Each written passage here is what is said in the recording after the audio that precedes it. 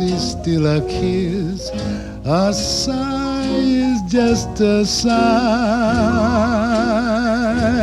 The fundamental things apply as time goes by.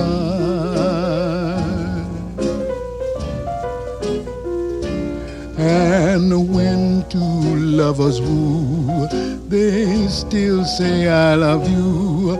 On that you can rely. No matter what the future brings as time goes by.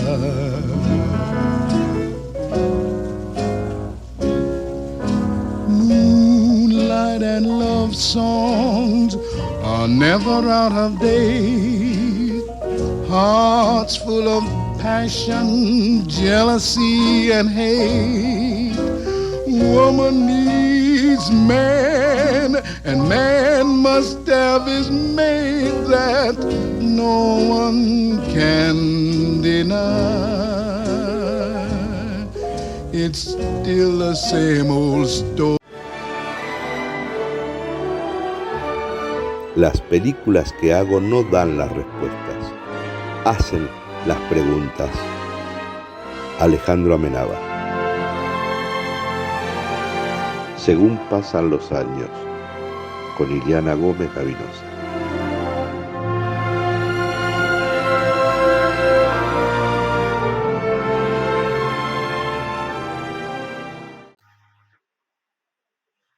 Bueno, muy buenas tardes a toda la audiencia, a nuestros compañeros, colegas de Según Pasan los Años, hoy con un menú exquisito de cine, como siempre, acompañada de Martín Linares, Ricardo Franco y yo quien les habla, Iliana Gómez Gavinosa, y como siempre vamos a tener un menú de cine impresionante, un poco repasando los clásicos del cine que creo que siempre tienen su vigencia. Y justamente en este primer bloque del programa vamos a iniciar la conversación con Ricardo Franco, y ahora Ricardo Franco les va a presentar una película muy particular, con un significado muy particular, y avanti, Ricardo. Bueno, cómo no, Iliana. Qué gusto estar compartiendo este espacio con ustedes y con los queridos oyentes o también las personas que son amantes del cine, ¿no? Esto de hacer un programa radial o multimedia de cine, me encanta la idea. Y sí, un poco lo que queríamos hablar es hacer, no una retroreseña, pero traer a este programa a la película Pulp Fiction, ¿sí? De Quentin Tarantino, de 1994. Tiene un par de añitos ya la película, pero sigue todavía vigente y ha dejado, ¿no? Ecos apareciendo en otras películas que se fueron acercando a este tipo de narración quizás no convencional. No sé si ustedes recuerdan, pero el modo de estar contadas estas historias no está del modo cronológico, ¿sí? Entonces se va alterando el tiempo que uno va desarrollando con los personajes y tiene que estar de alguna manera un poco atento a la vestimenta, al tiempo espacial que sucedió, pero como este personaje no le había sucedido algo antes y ahora está, ¿no? Requiere un poquitito, no digo de esfuerzo, pero de estar atento como espectador a qué es lo que está sucediendo o cómo nos están contando estas historias. En principio, Quentin Tarantino tenía ciertos relatos, digamos, aislados, y los trabajó con Roger Avary, que los dos estaban con varios relatos cortos, y decían, vamos a hacerlo interactuar, o hagamos cortos o hacemos una película donde interactúen todos estos relatos que teníamos ahí dando vueltas. Propusieron esta última parte y lo llevaron a varias compañías, pero no tenían mucha repercusión porque era algo quizás muy rupturista en ese momento y no se entendía. De hecho, pasó a ser algo de culto. La venta del guión de Pulp Fiction entre los amantes del cine se vendió muchísimo después de la película, porque claro, cómo está articulado llama la atención. Y de ahí en más, bueno, ni hablar, Nolan, ¿se acuerda de la película Memento? Tiene mucho de este modo de contar a nivel de narrativo y no cronológico. Memento, una película más contemporánea de Pulp Fiction, que fue 12 monos, que combinaba el avance y el flashback, lo que llamamos en literatura prolepsis y analepsis, en cine se llama flashback o flash forward. Flash forward, exacto, saltos en el tiempo. Y dicen que tiene cierta raíz en una película de Mario Bava que se llamaba Black Sabbath de 1963, donde el género era de terror, ¿sí? Y acá, bueno, cambiamos el género para cierto, que podría ser gángster de Los Ángeles, con drogas, con crímenes, ¿sí? Y de ahí partimos a esta aventura que tiene Quentin Tarantino como para contarlo. ¿Saben una cosa? Se estrenó este film, se estrenó en el Festival de Cannes en 1994 y ganó la Palma de Oro en ese festival. El presidente, si mal no recuerdo, era Clint Eastwood, del jurado de Cannes en ese momento. Fue nominada a 7 premios Oscar, a pesar de que tuvo cierta resistencia, digamos, en las críticas, no era algo convencional, pero fue ganando terreno y ganó el Oscar al guión original de Quentin Tarantino. Ese sí es el que ganó en ese tiempo de los Oscars. La película, digamos, tiene una duración de 2 horas y media más o menos y está contando, si ustedes quieren, 3 relatos principales alternándose, donde los personajes juegan en estos 3 relatos, que podría ser Butch, lo que sería Bruce Willis, el boxeador, Mia Wallace, que era la esposa de ese malhechor. Bueno, ahora vamos a hablar también de cómo presentaban los personajes. Una forma muy, muy estudiada y lo efectiva que era, ¿no? Cómo jugaba eso. Y después podríamos hablar de la pareja, que eran Vincent y Jules, que era Travolta con Samuel L. Jackson.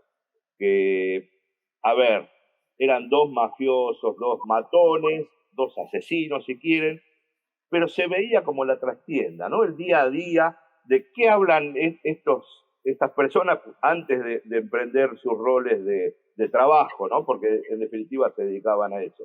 Y veíamos relatos muy, muy del día a día, muy que no tienen ninguna conexión aparente con lo que va a suceder, y de ahí en más va tomando carnadura el personaje y nos vamos, si se quiere, acercándonos y tomándole algún tipo de relevancia a uno o a otro.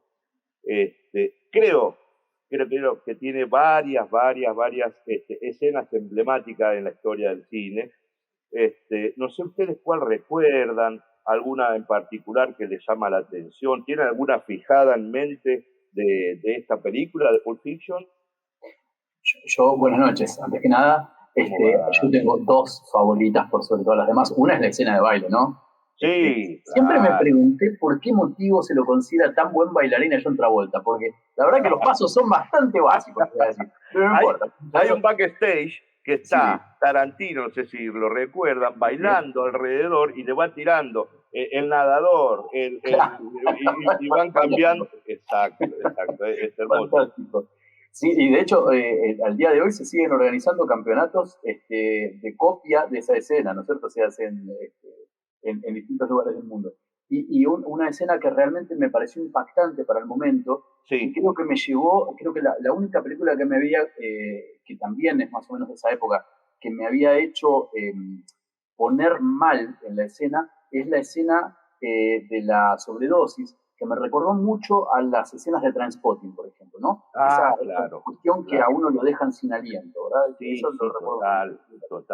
Total. Sí, tengo que agregar que inauguró el cine bizarro, Pulp Fiction, el cine llamado bizarro. inauguró todo un género en el cine, que justamente todo lo sangriento se había puesto en escena con Hitchcock, con Los pájaros de Hitchcock, una película que comentamos mucho el año pasado, ver un poquito lo lento en escena, porque si bien había cine de terror, la historia del cine, como que no se mostraba la sangre correr como de tal manera como se mostró Hitchcock con Los pájaros y ahora con la reinauguración del cine llamado bizarro, ¿no? Claro, total. El uso de la sangre, yo lo noto mucho en Django, otra película de Tarantino, que tiene ciertos... En esa otra película, creo que como que hace de distensión, ¿sí? Es da tanta la vuelta, tan bizarro, como decís vos, que distiende.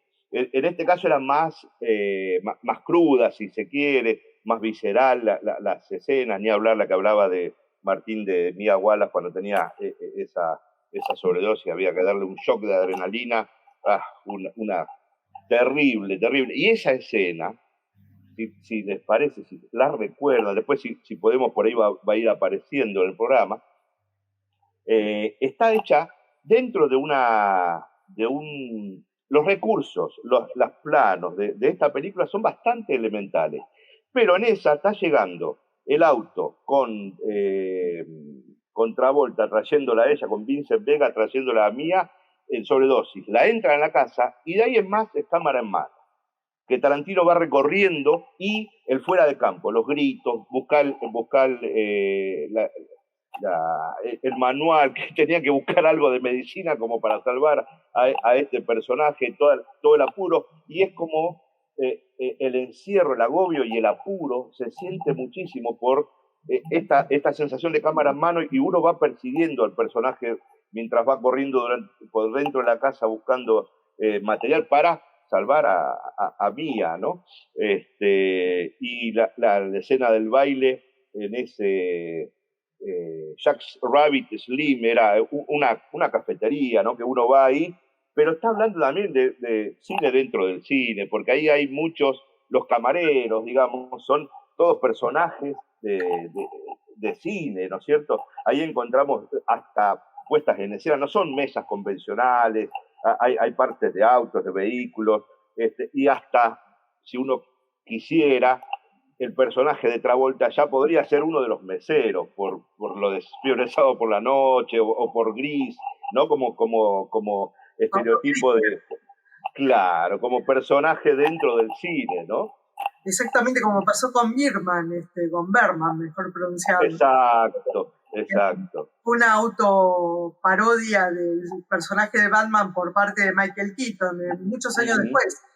Pero me acuerdo de esa época, me tocaste un tema muy lindo, que es el tema de la cámara en mano. Me acuerdo de esos años del programa argentino El Rayo, y me acuerdo de La Bruja Blair Witch, que fue un poquito posterior, pero que como esta película inauguró un tipo de cine que se pudo ver en películas como After Sun este año, por ejemplo. Por supuesto. Sí. Sí, total. Había una que yo me acuerdo hablando de los planos, cuando entran ellos dos, después de hablar del masaje de pies y tal, y que era temprano cuando llegan, ¿no? Al departamento esto donde tenían que recuperar, si ustedes se acuerdan, un maletín de Marcelo Wallace. Entonces llegan a ese departamento, entran, y el momento que da su oratoria, su parte bíblica, Samuel Jackson, antes de ejecutar al muchacho, a Brett, hay un contrapicado que va tomando otra envergadura al personaje. De antes que lo veíamos caminar y todavía no es hora, son 7:20, esperemos un poquito, vamos y venimos. Ahí toma otro carácter el personaje, y con un simple movimiento de cámara le va dando esa magnificencia, ¿no? Al mal que está por ejecutar en ese momento su rabia, decía, su poder sobre vos.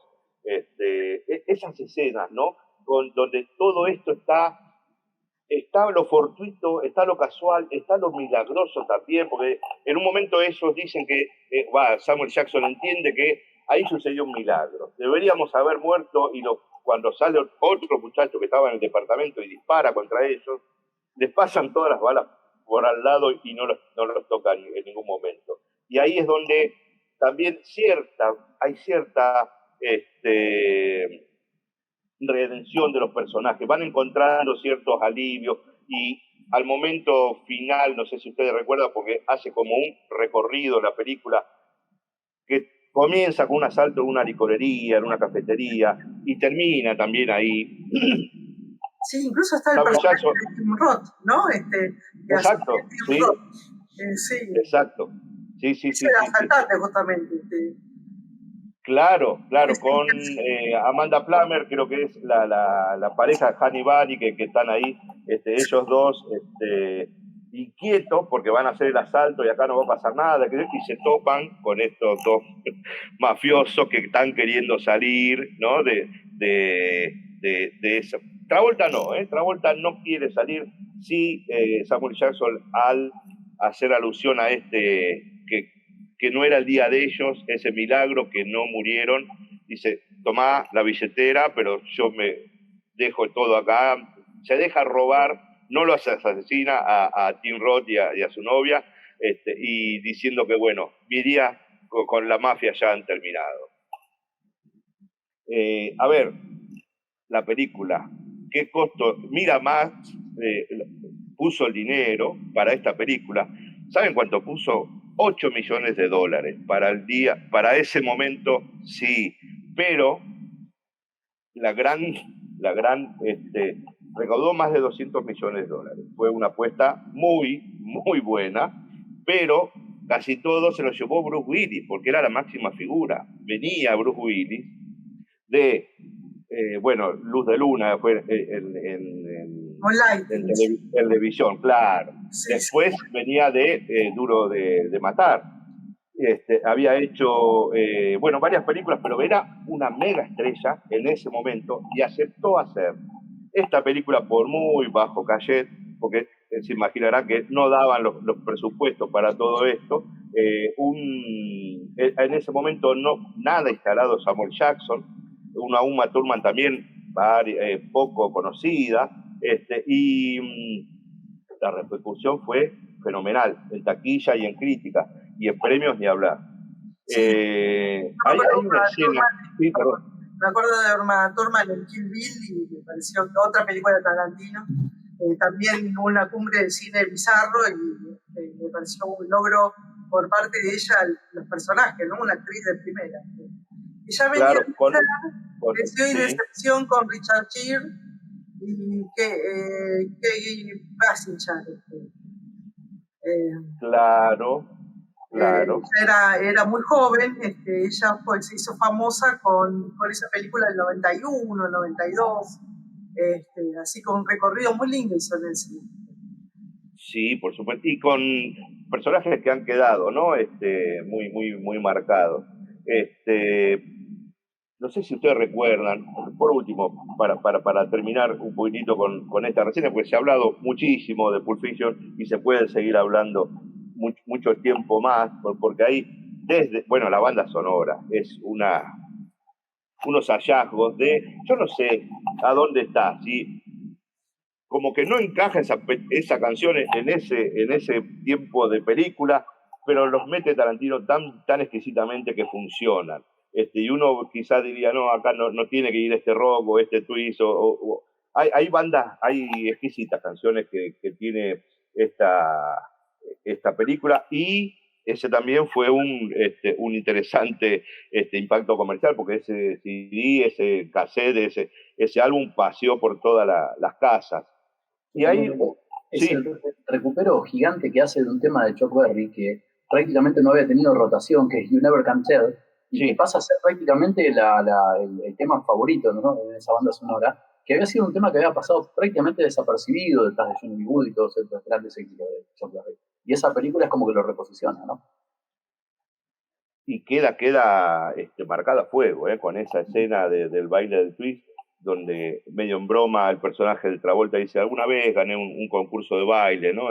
Cuando tenía 8 años, creo que dice, haciendo alusión a sus otros personajes de Fiebre de Sábado por la Noche, o Gris, donde él se la pasaba bailando. Y hay una escena, para finalizar, bueno, hay varias lindas de Willis cuando se conoce, dos le quiero traer, y después ya damos paso a la otra parte del bloque.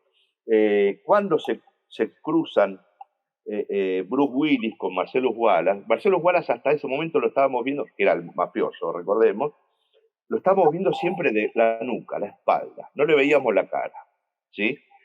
Cuando hace el trato de Bruce a Willis, que era el boxeador, le dice, dejate caer en tal round, no dejes que te coma el cerebro, esa voz interior, vos tenés que hacer esto. Bueno, en definitiva, no expoliemos mucho, pero lo traiciona Bruce Willis, no hace caso a este pacto, digamos, con este mafioso de Los Ángeles, toma el dinero y se va. Y saben, no sé si recuerdan, pero es una bellísima alusión a Hitchcock en Psicosis, cuando la chica se va con el dinero y se cruza con el jefe, cuando iba manejando el auto y cruza el jefe por delante de ella. Y acá sucede lo mismo, digamos, el que va con el dinero lo ve no a su jefe, pero a quien no tenía que cruzarse en la calle, pero resuelve atacarlo, Bruce Willis. Lo resuelve atacar, y ahí empieza otra etapa donde, digamos, ambos personajes también dicen, bueno, ya está, borrón y cuenta nueva, se resuelve de un modo, una situación fortuita que empieza a suceder ahí, son atrapados por otro personaje y dicen, bueno, ya está, andá, estamos en paz los dos, y ambos personajes quedan en paz, digamos. Y otra última escena que a mí me parece una delicadeza de Tarantino en esto, se cruzan en el bar de Marcellus Wallace, si mal no recuerdo, Bruce Willis va a comprar cigarrillo en la barra, está Travolta, y se cruzan y no sé por qué se llevan mal. ¿Sí? Se miran mal, ¿qué te pasa? No sé, empiezan ahí como un mal rollo entre ellos dos, y de algún modo, el juego está entre, digamos, aquel personaje icónico de los 70, que fue Travolta, y el personaje icónico de los 80, que ahora está, que es Bruce Willis, encarnado en Bruce Willis. Hay una puja ahí que se está dando también en el metacine, que bueno, algunos le encuentran un chiste y otros no. Pero además reinauguró el género del humor negro en el cine, ¿no? Un poquito de volver, o sea, porque no es un thriller, sí muy bizarro y mucho humor negro, digamos, ¿no? En el buen sentido de la palabra, porque es prácticamente comedia, es un poco satírico, es un poco... está todo saturado, ¿no? Está llevado al extremo todo. Sí. Si recuerdan la historia de Butch con su reloj, que es del papá que lo había dejado, y cómo lo habían cuidado a ese reloj, y la novia, que lo único que tenés que hacer es ir a buscar el reloj y se olvida, y bueno, nada, está todo llevado, ¿no?, a un extremo que causa ese humor un poco oscuro, un poco bizarro, si queremos, sí. Muchísimas gracias, Ricardo. Muy rico tu editorial. Bueno, así que vamos preparando la primera película para la segunda audición de Según Pasan los Años, y es lindo, es hermoso este recorrido en el cine. Vuelvan a ver, no se lo pierdan, que es una joyita, un clásico, y muy revisitada desde su estreno a hoy está muy revisitada. Y vuelvan a la sala de cine. Es muy lindo que las salas de cine empiecen a reestrenar, porque ya algunas salas cinematográficas tienen por objetivo reestrenar clásicos, y sería lindo que estos clásicos que ya sentaron un poco las bases del género se vuelvan a disfrutar incluso para las generaciones de hoy, ¿no? Sí, sí. Y Tarantino sigue filmando en fílmico, ¿eh? No se agarra de lo digital. Sigue en rollos filmando. Muy bueno. Y bueno, ahora hacemos un pequeño corte, luz, cámara, acción, y volvemos con Martín Linares y una perla de la historia del cine.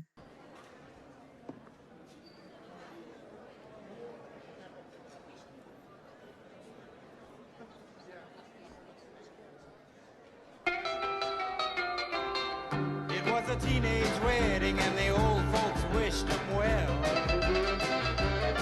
You could see that Pierre did truly love the mademoiselle.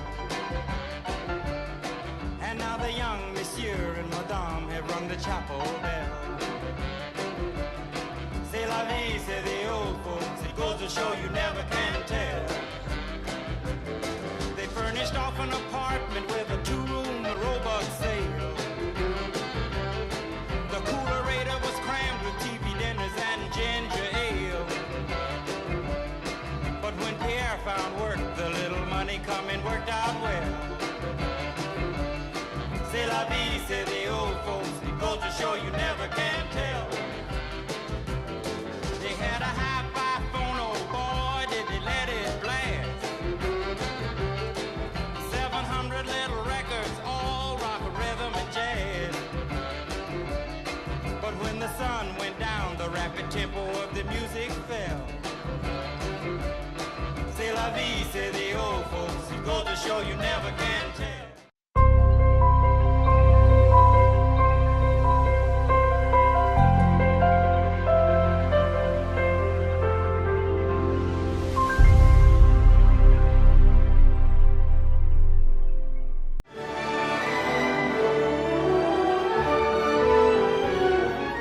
Una corazonada es la creatividad tratando de decirte algo.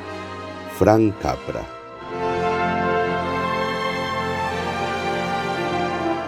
Según pasan los años, con Ileana Gómez Gavinosa.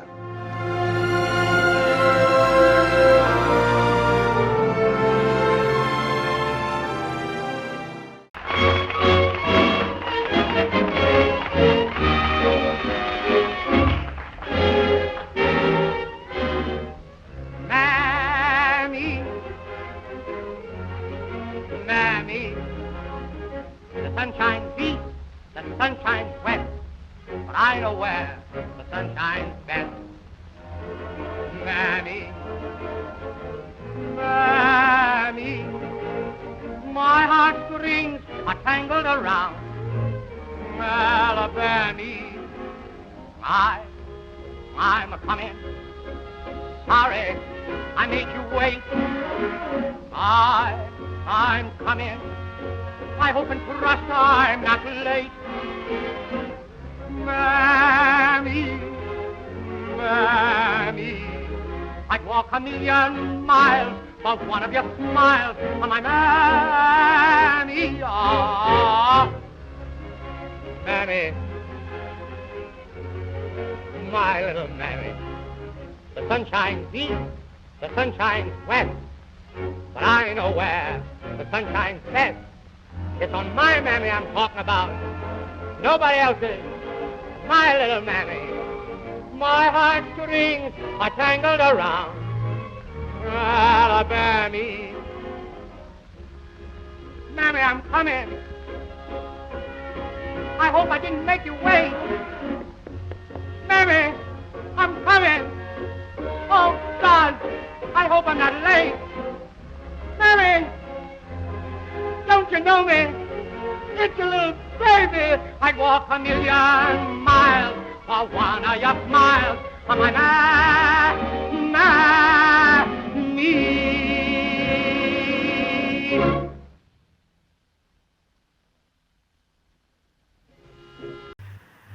Ahora estamos de vuelta en el segundo bloque de la audición de hoy, del programa de hoy, con Martín Linares, especialista en música de cine y además músico también, que nos va a hablar con mucho peso sobre la banda sonora de la película Luz, Cámara, Acción. Y la película es ¿cuál, Martín Linares?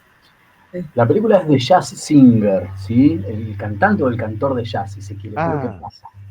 Yo se lo voy a traer desde otro lado, quizás, porque usted recuerda en aquella época en la cual íbamos a hacer un acto escolar y alguna parte de nosotros nos tocaba pintarnos de negro, ¿sí?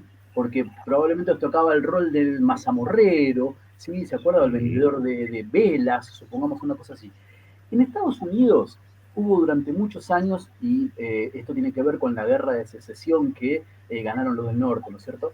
Eh, Había que ver una cuestión que los negros, o sea, la raza negra, estaba considerada muy inferior a, digamos, lo que era la media, ¿sí?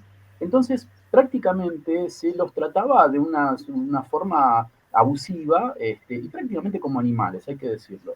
Entonces, en algún momento, la industria del entretenimiento, posguerra de secesión, empieza a encontrar que hay un público que tiene ganas de saber cómo se entretienen o qué tienen para contar la raza negra. Y entonces aparecen los famosos minstrels shows.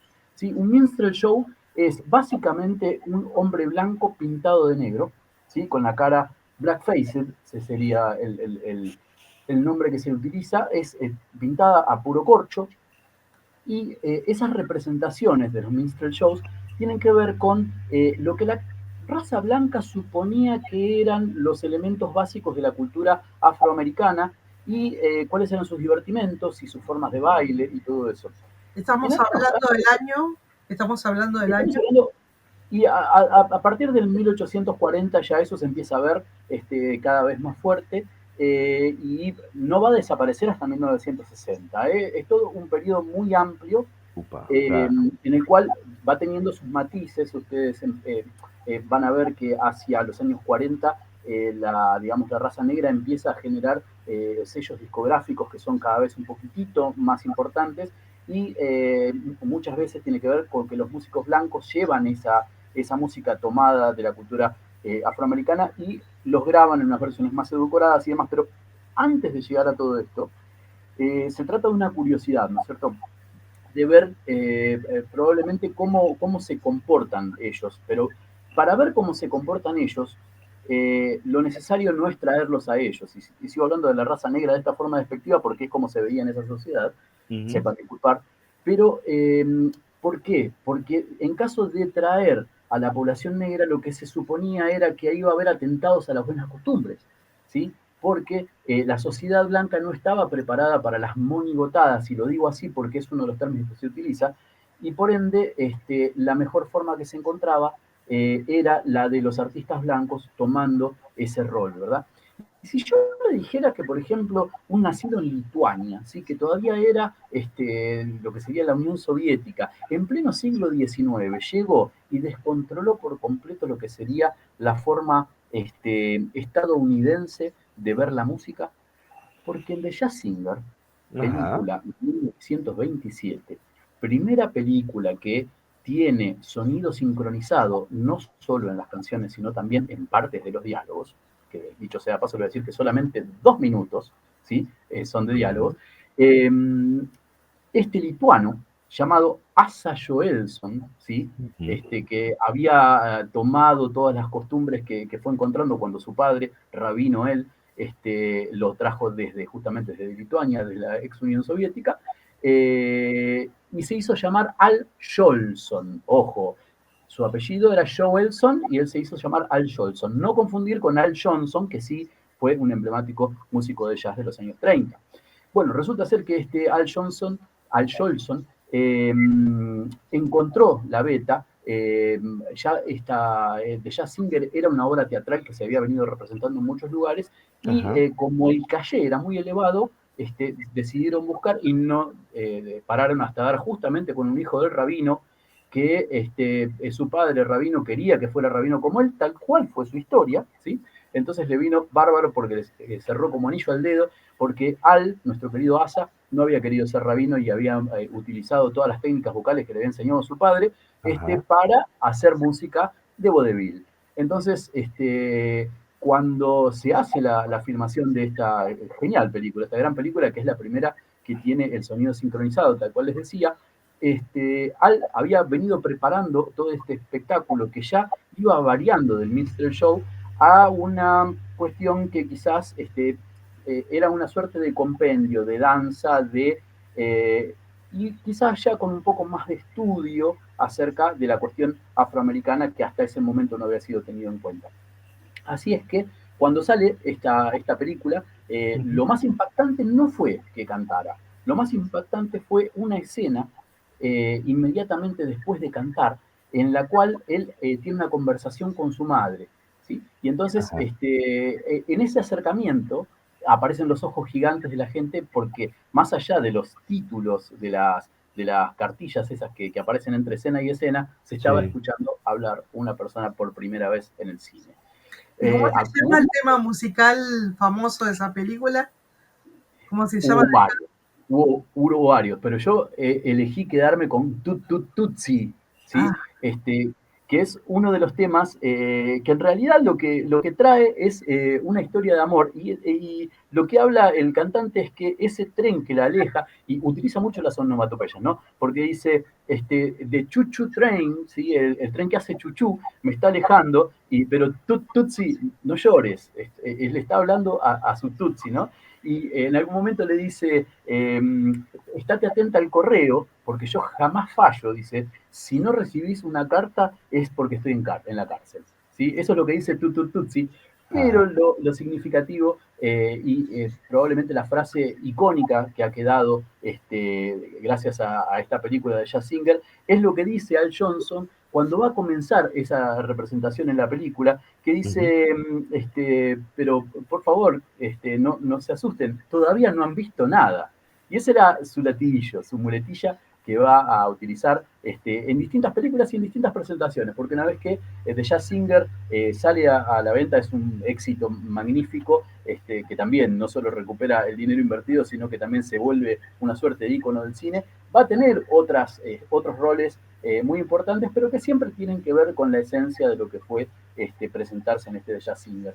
Y después va a llevar en teatro y en otras distintas presentaciones, por ejemplo, hablemos de cuando resulta la guerra con la República de Corea, es uno de los espectáculos que los Estados Unidos paga, que el ejército estadounidense paga, como para entretener a las tropas. De hecho, a él se lo conoce en esa época como The Great Entertainer, perdón, es difícil la palabra, sería el fabuloso, el gran entretenedor, de alguna forma. ¿Sí? Claro. Entonces, la figura de Al Jolson, siendo ruso, o lituano si se quiere, terminó siendo una figura trascendente en cuanto a el crecimiento del cine y en este corte, ¿no es cierto? De hecho, hay muchos detractores que van a decir que el cine se basta por sí mismo y no necesita de música ni necesita diálogos, y hay otros que vieron que había un horizonte súper promisorio y empezaron a hacer otras cuestiones mucho más profundas, tal vez, y aparecen los musicales y todo eso. Sí, ya vamos a volver a la época, según pasan los años, en cuanto al pasaje del cine mudo al cine sonoro, que muchos se resistieron, incluso el propio Chaplin se resistió al cine sonoro, y de vez en cuando lo oímos en la década del 30, en tiempos modernos, por ejemplo, cantar una canción o a un diálogo muy pequeño, pero generalmente era ávido por la película muda. Se resistieron muchos, incluso la película Cantando bajo la lluvia se refiere a esa época en que los actores se resistían a pasar al cine sonoro porque las voces no eran buenas, era mucho la imagen y las voces sonaban muy mal en el cine sonoro y quedaban muy mal muchos actores, pero hubo otros que sí, que ya tenían la preparación vocal, como Al Jolson, que además tenemos que rescatar un ícono tema de esa película que es Mami, sí, exactamente. De la cual mi mami es fanática, y bueno, ese tema realmente él justamente pintado de negro inauguró un poco el cine sonoro. ¿Me puedes contar un poquito del jazz, del ritmo de la especie de jazz que se trabaja ahí en la película? En realidad lo que se utiliza en toda esa época es el jazz llamado de crooners, ¿sí? Un crooner es un cantante típico, por ejemplo, hágase la imagen de Frank Sinatra, de Dean Martin, por ejemplo. ¿Sí? Sí. Dean Martin es un perfecto crooner, un tipo que está completamente preparado y tiene su orquesta detrás que reacciona a los mínimos pedidos, ¿no? Al Jolson utiliza mucho esto en el formato de Big Band. Tiene una banda que está muy bien preparada y que está dispuesta a interactuar todo el tiempo con el personaje. El crooner tiene una llegada especial, no se limita tan solo a la parte del canto, sino que es una suerte de director, ¿sí? de la orquesta que pide en determinados momentos alguna cuestión, que algo se suba de volúmenes o que se respete una síncopa en particular para hacer participar al público, ese tipo de cosas. Entonces, Al Jolson lo utiliza muy bien y hay un momento muy particular en una de las piezas de baile, que es de lo que les iba a traer ahora, de Tutu Tutsi, que, en la cual se ve una compaginación en la cual se ve a los músicos, tanto a los músicos como al cantante, negros, digamos, blackfaced, ¿sí? De alguna forma, y inmediatamente el impacto porque se los ve blancos nada más. Entonces es un juego de imágenes, ¿sí? En el cual está completamente bien sincronizado como para escuchar cómo era la, digamos, la participación de los músicos al momento. Si a usted le parece, a ver si podemos compartir un cachito, y justamente lo que le contaba es esto, ¿no? Que dice, pero aguarden, por favor, todavía no han visto nada. Vamos con Al Johnson, si les gusta la idea. Tutsi. A ver. No, listen, play two, three chorus, you understand? And the third chorus, I Se will organiza give con you a la, hard and heavy. Go right ahead. con la orquesta. Vamos a hacer esto. Goodbye. Don't cry. Adiós, amor, no llores, le dice. A little choo-choo train that takes me away from you. You don't know Voy a just how estar sad it lejos de makes ti, me. pero Kiss me pretty and then, ow, do it over again. Watch for the mail, I never fail. mira el correo, If you don't nunca get a falla. letter, then you know I'm in jail. Hey, hey, Si don't no cry, me tiene nada a mí, don't cry. encarcelado. Kiss me, goodbye, goodbye. Espero les guste. Muchas gracias. Muchísimas gracias, Martín.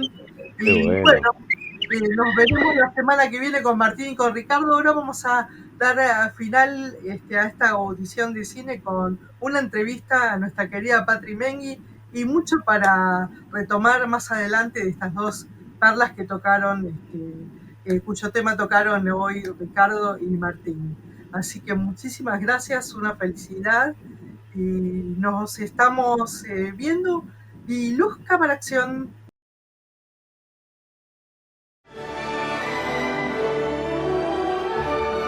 Las películas que hago no dan las respuestas, hacen las preguntas. Alejandro Amenábar. Según pasan los años, con Iliana Gómez Gavinosa.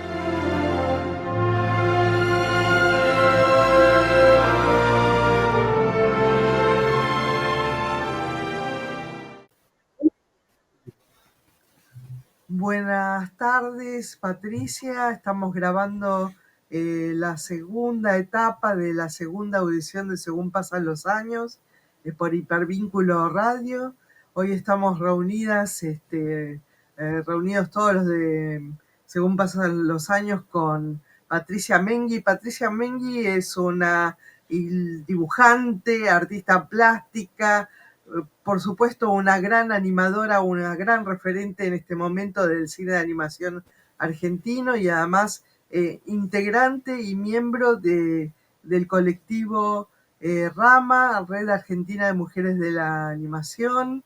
Y bueno, mucho para contar de Patricia, realmente una cara artista y que justamente la vamos a entrevistar a raíz de justamente de la llegada que está haciendo en todo el mundo su corto Agua, que ya la entrevistamos en otros años por este cortito, pero todavía este cortito sigue vigente y bueno, hay mucho para charlar primero sobre la personalidad de Patricia. ¿Qué es lo que te motivó Patri, a seguir el camino del cine de animación?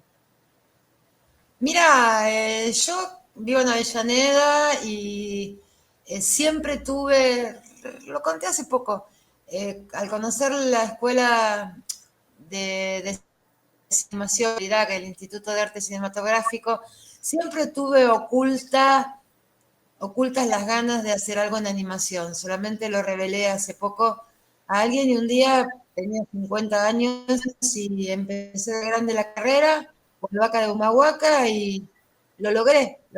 Era un sueño que tenía ahí, latente.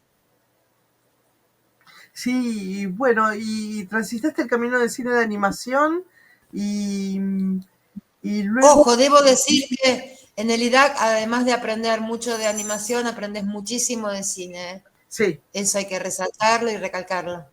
además tenemos que pensar que la animación está en la base del cine, porque Y sí, tuve la oportunidad de conocer varios museos de cine del mundo y el principio en todos ellos es la animación.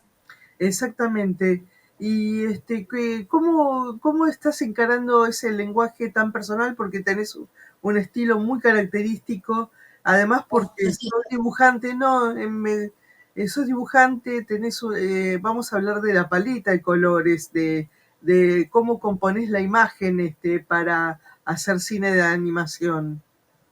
y Eh, mira, que yo, me quedó mi profesor Jorge Lumbreras, que él me enseñó lenguaje cinematográfico, me quedó grabado algo que nos dijo, el encuadre apunta a lo estético, eh, el plano es lenguaje cinematográfico propiamente dicho y la toma apunta a lo técnico.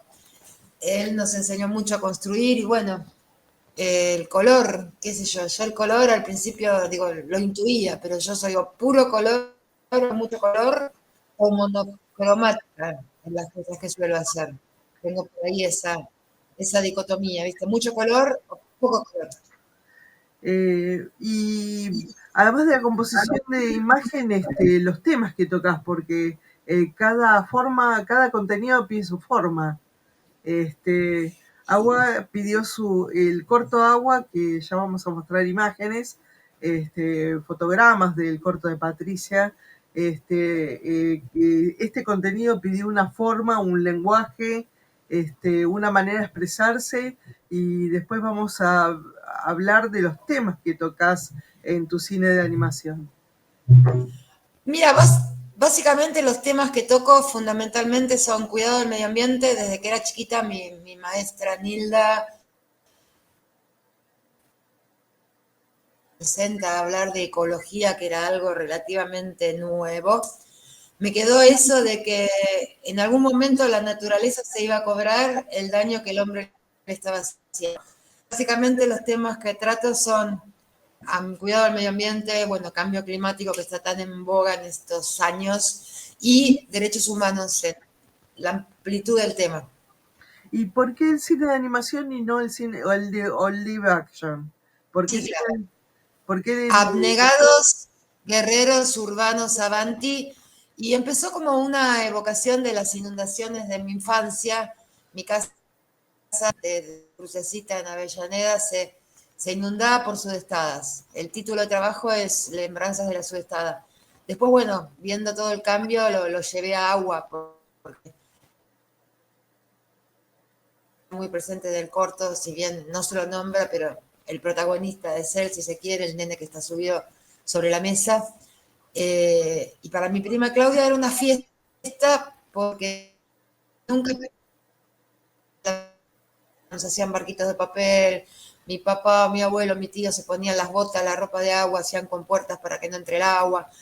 Y todo eso era como que nos sentíamos en Venecia, la solidaridad de los vecinos. Cruzar la calle era todo un tema, más de una vez me metí con las patas, me llegaron casi hasta la cintura en el agua.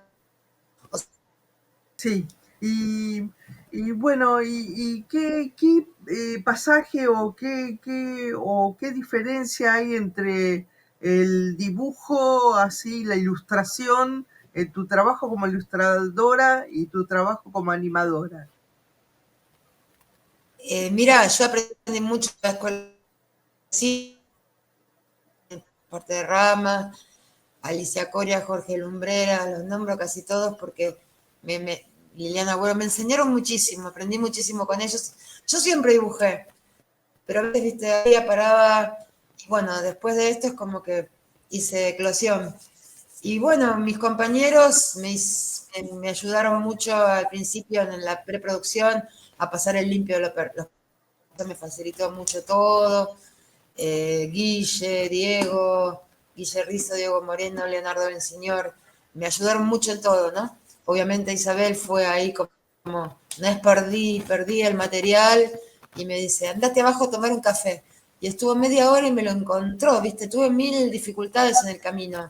En un momento estaba full, y bueno, la muerte de mi hermano, ahí perdí material, no perdí todo, pero tuve que rehacer tomas y cosas, y siempre había algo, pero bueno, llegamos a feliz término. Y si tuvieras que buscar un referente de la animación argentina o mundial, ¿a quién mencionarías? Y mira, argentinos, Zaramela, tenemos a Ayar Blasco, hay muchos, Daniel Duche, Ignacio Ochoa, Los de Gol, Pablo Lorenzo, Federico Radero. Tuve la oportunidad de conocerlos a todos y realmente siempre te aporta mucho.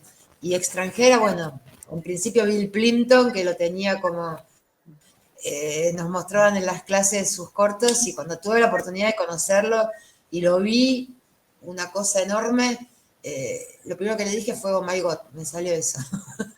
Sí, me imagino. Y además, yo lo que veo que si bien trabajas con lo digital, Y tuve la oportunidad de entrevistarlo, me morí. sí, qué maravilla. Entrevistarlo porque vos tenés un espacio radial, ¿no? Mira, tuvimos durante 7, 8 años en la radio A de Avellaneda Espacio Cine. Y bueno, ahora sigue la página, pero el programa ya no está en el aire. Pero fui bastante tiempo en el colectivo Cartón, en Va de Retro. Ahora no estoy yendo tanto, tengo que ir a visitarlos, los tengo abandonados, Diego, César. La verdad que aprendí mucho con ellos y los quiero mucho. Un día de estos me aparezco, pero bueno, tuve cosas que me pasaron en la vida, obviamente recientemente la partida de mi mamá, y bueno, viste cómo son estas, ¿no? Trámite por aquí, trámite por allá, y bueno, acomodarse un poco. Sí. Bueno, y Agua, este corto maravilloso, está haciendo un camino interesante en el mundo, ¿no? Mira, los primeros, normalmente los cortos tienen un circuito de 2 años, pero cuando me llegó la primera selección de India, que era la semifinalista del Festival Batamarán de India, decía uno de los festivales verdes más prestigiosos del mundo, digo, wow, decía IMDB, entonces le escribo a Isabel y digo, che, ¿qué son los IMDB? Me dice, son los premios más prestigiosos del mundo. Ah, bueno. Y ahí me empezaron a caer de India, después de India, qué sé yo, de Europa, de Francia, de Bulgaria, de Grecia, y me falta solamente inundar, lo digo medio en broma, Australia y África. Y ayer escuché que hubo inundaciones en Ruanda, así que no pierdo las esperanzas. Sí, de solucionar con el corto, con la magia que haces en el corto todos los problemas, porque el cine se está convirtiendo en un camino para ver los problemas de la humanidad, ¿no es cierto? Es que yo creo que siempre fue así, ¿no? Y lo bueno que hay muchos festivales que son nuevos y tratan de rescatar una esponja que absorbe la realidad. Mi mamá de chiquita me decía, deja de hacerte el artista y bueno, yo soy una esponja. Y sí, uno trata de expresar, yo soy movimiento puro. No me puedo quedar quieta nunca. Y bueno, lograr el movimiento con tus dibujos o con las cosas que salen de tu cabeza, está bueno, es Pero lindo. disfrutás tanto de la ilustración como del movimiento, ¿no es cierto? Y sí, realmente. Sí, además ilustré un par de etapas y ahora, bueno, tuve la oportunidad ilustrar el libro de mi amiga Susana Haddad, y que antes de ayer... Sí, volvemos al tema de la ilustración. Ayer presentaste en la Feria del Libro, anteayer, el lunes, presentaste el lunes, justamente 1 de mayo, presentaste en la Feria del Libro un libro con ilustraciones tuyas que se llama... Presentamos, la autora es Susana Haddad, amiga mía, bueno, de la secundaria, trabajamos juntas también, y yo me eligió para hacer las ilustraciones. Incluso lo interesante de esto es que nosotros tenemos el prejuicio que los dibujos no tienen, o las fotos no tienen movimiento, y sin embargo, siempre vemos la sucesión de fotos fijas o de dibujos como generador de cine, así que es un Sí. poco es un poco mentirita esto que el cine o las artes visuales son estáticas. Además que te movilizan, bueno, las imágenes ¿Qué te parece? movilizan bastante. Y otra pregunta interesante, porque me gustó esta cuestión tuya de que trabajas mucho con After Effects y sin embargo tus dibujos son 2D, si no me equivoco. ¿Cómo? No te entendí la primera parte. Sí, Trabajo mucho con After Effects, con After, con After Effects. Sí, con sí. Af- o sea Me que gusta mucho utilizar el espacio 3D del After porque te permite manejar la cámara, luces, que el espacio 2D no. Si bien es 2D, pero... Y en agua filmamos en stop motion, por eso el compañero mío dice que es after motion, porque filmamos en la parte de la escena 1 y la 3, en realidad la estructura de Alicia del País de las Maravillas, si se quiere. El mundo real, el mundo mágico y el mundo real. Y toda esa parte está hecha en en stop motion, y la escena del medio está hecha totalmente en digital. qué interesante esta imbricación de técnicas que al final yo no las llamo sincréticas porque se complementan totalmente, así que me cuesta hablar del encuentro entre lo digital y la cuestión de mano alzada, llamarlo sincrético, me cuesta mucho.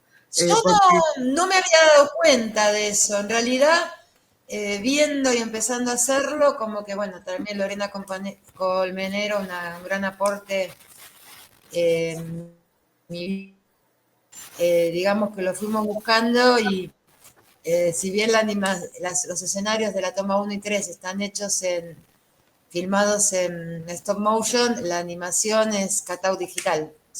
Es una mezcolanza, ¿viste? sí, muy interesante, pero no se pierde el toque a mano alzada del dibujo tradicional, ¿no es cierto? En realidad, la mano alzada fue en el diseño, tuve que vectorizar, dividir en partes, armar el muñequito, recortarlo, animarlo y todo eso, pero valió la pena el esfuerzo. Sí, ¿qué otros trabajos te gustaría mencionar de tu larga lista de cortometrajes? ¿Cómo? Se cortó un poquito. ¿Qué otro trabajo de animación hiciste además de agua? ¿Querés mostrar o participar a la audiencia con otros trabajos? Mirá, las mujeres de Medio Oriente que las lapidan y las tratan mal, y pasó así, hubo un concurso que lo organizó el Museo de Humor Gráfico Diógenes Taborda, tuve la oportunidad de ganar y poder participar con muestras en el Congreso, en la legislatura, en la Embajada de Palestina. Ahí conocí a la hija de Mandela y al nieto. Yo digo, muy loco, todo esto me pasó en todos estos años, a veces me resulta increíble. Y bueno, a partir de la imagen, que era una mujer lapidada, digo, la voy a mover. Y alguien comentando, cuando le comenté este tema, Me dice, pero es cultural. Y bueno, y se me ocurrió la frase, por más que digan lapidar mujeres es una costumbre ancestral, no deja de ser un crimen de lesa humanidad. Y lo Totalmente. estamos viendo, viviendo. Han matado mujeres por querer rebelarse o salir de esa estructura cultural. Sí. Sigamos, sí, o sea, mujeres que se rebelan, mujeres que se rebelan y termina el terrible momento del femicidio donde... Terminan matando, las terminan asesinando, porque son crímenes de lesa humanidad. Por eso me gusta trabajar el tema de derechos humanos. Ahora estamos también en la preproducción de un microcorto, pero esperemos llegar para el cartón, seguramente lo vamos a hacer. Sí. Con mi querido Charlie Martínez, que con su invento de Kirinux, que es un software, te lo recomiendo, libre, que él creó, es mi diseñador de sonido. Guille Rizzo, mi amiguito y profesor de la escuela de cine, porque yo, viste, como no, cuando entré a la escuela yo quería el movimiento, pero él yo preguntaba, algunos se burlaban, y él un día me dice enojado, Patri, tus preguntas les sacan las papas del fuego a más de uno. Y es mi amiguito y profesor, además de ser un excelente guionista. Leo Bensiñor es mi asistente de producción, hijo de una compañera de trabajo de muchos años, que empezó a trabajar hace poco en Tecnópolis, están trabajando con Samba, ¿viste? La nueva edición de Samba. Sí. Y bueno, me alegro mucho por él, que está logrando muchas. Me fui por las ramas, somos de rama. Sí, además, qué lindo tu trabajo que compartimos juntas, en Rama, en la red argentina de mujeres de la animación, qué ímpetu, ¿cómo te vinculaste con Rama? ¿Cómo? ¿Cómo te vinculaste con Rama? Mira, en 2018 cuando empezó me empecé a enterar, yo ese año no pude participar en Boca de Todas, pero inmediatamente firme al pie del cañón, participé en Veo Veo y la segunda mermelada de animadoras que quiero que se haga una tercera, hay que bregar por eso. Sí. Y realmente me encantó, me acoplé a todas las propuestas, bueno, las últimas no pude por razones obvias, pero bueno, siempre ahí, firme. Sí, y bueno, la verdad que lindo charlar contigo. Creo que vamos a charlar varias veces este año, porque mucho para contar, muchos proyectos tenés. ¿Cuál es tu próximo futuro en la animación? Llegar a la Y TV mira, argentina, llegué al... estaría. Hay que tender puentes con el Inca, eso todavía no conozco demasiado el manejo, pero bueno, si alguien me quiere dar la mano, a Susi. Bellísimo. Lo breve no es solamente una razón presupuestaria, sino que hay temas que se encaran de forma breve y algunas veces se dice, si es breve, 100 veces bueno, ¿no? Dice el dicho, ¿no? Y el formato del microcorto es justamente un reto, porque en poco tiempo uno sintetiza una idea. Y Exactamente, capacidad de síntesis. Y de un tiempo a esta parte se está viendo mucho el microcorto. Sí, sí. sí, incluso hasta hay festivales de microcorto, ¿no? Festivales de video minuto, tal cual. Bueno, Patri, mucho para charlar contigo ya en próximas ediciones. Dale. Bueno, esperamos tus libros futuros. Recordemos que Clítoris ya está en venta en las librerías, en la Feria del Libro. Y voluntad, los sueños se logran. Exactamente.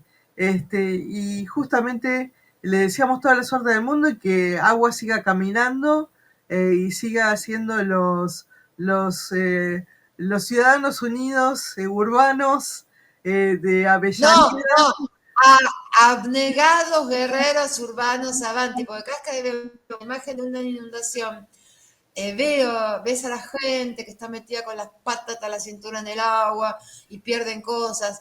En mi caso de las inundaciones nunca perdimos nada, por suerte, era un juego, pero me movilizaron mucho las inundaciones de La Plata, porque la gente perdía recuerdos, perdía fotos, perdía sus recuerdos, perdía vivencias, además de morirse ahogados. Claro. Es terrible. Sí, como que el río les borra la vida, ¿no? Y el agua te puede ayudar, pero te puede matar también. Y bueno, yo básicamente trabajo me gusta el tema, como ya te decía, te dije antes, medio ambiente o ambiente, me dijeron que se dice más que medio ambiente, cambio climático y derechos humanos. Voy por ese lado, por ahora. Sí, bueno, entonces que los... Hay un proyecto de miniserie con mi guionista Guillermo Rizzo y bueno, estamos preparándolo y estamos ahí en la idea. La idea es lo primero, después hay que bajar al resto. Buenísimo, y ya del abanico. te revisaremos con tus próximos proyectos.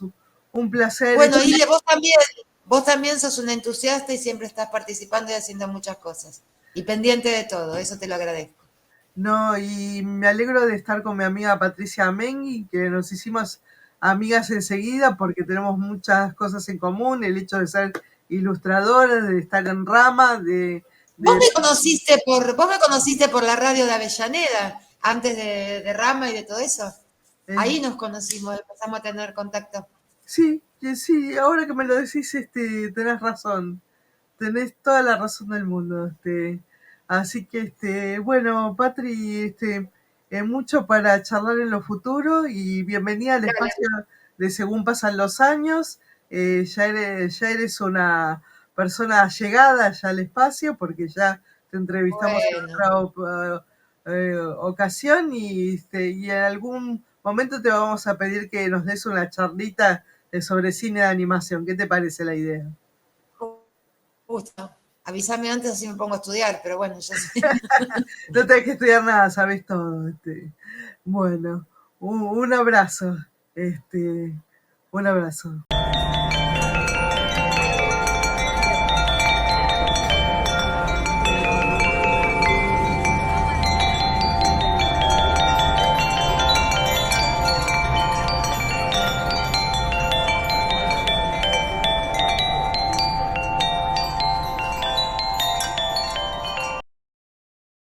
Nos volveremos a encontrar la semana que viene en este mismo medio, en este mismo canal, cuando Martín Linares, Ricardo Franco e Ileana Gómez Gavinosa, quien les habla, digamos luz, cámara, acción. A sigh is just a sigh.